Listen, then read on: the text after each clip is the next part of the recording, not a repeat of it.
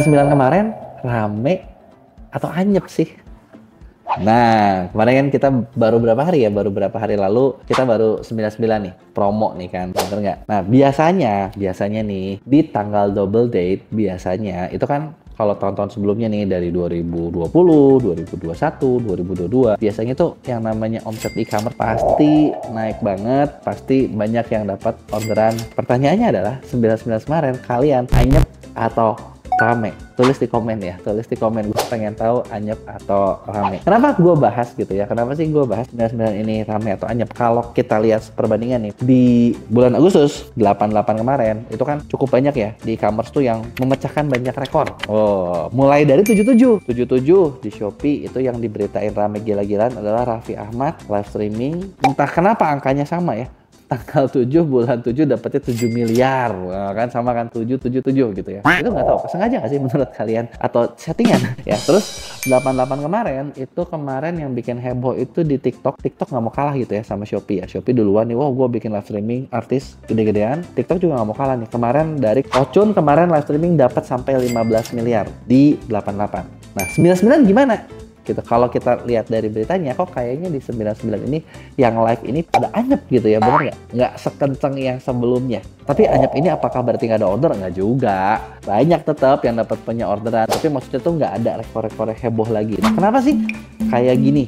Gitu ya, biasanya kan ya ini kan pada rame. Yuk kita bahas kenapa sih kok kayaknya kan kalau dinantikan kan kayak 77, 88, 99 ini kayaknya harusnya bakal puncak terus nih sampai 12.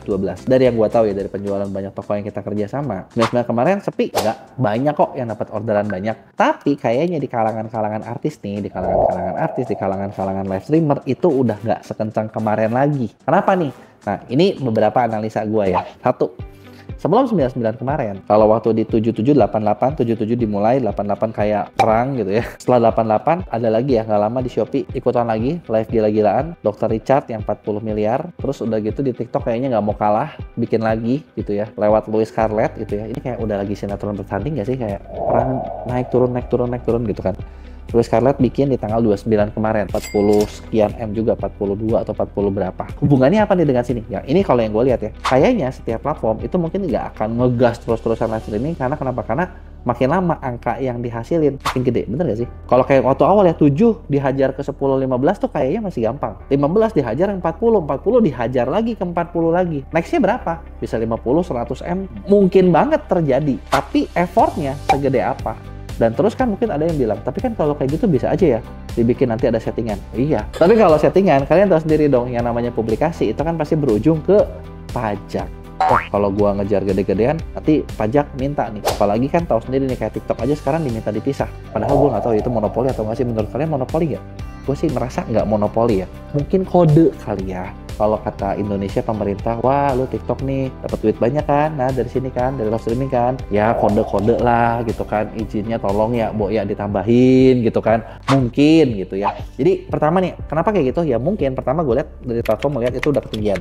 Terus kedua, apakah misalnya gini, kita sendiri juga kan kayak setiap kali dibom live terus, ya mungkin bosen nggak sih gitu? Bukan bosen ya.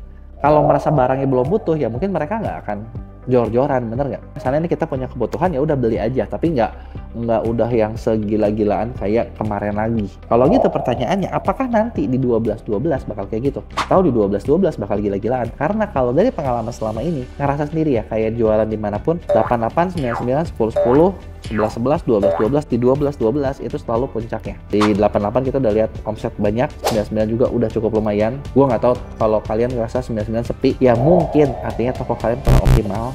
Nah kalau kurang optimal, sini bisa kita bantuin kerjain biar lebih besar gitu ya. Tapi sekarang masih ada momen 10-10, 11-11, 12-12 gitu ya. Dan biasanya di 3 bulan terakhir, biasanya dia setiap platform bakal gila-gilaan.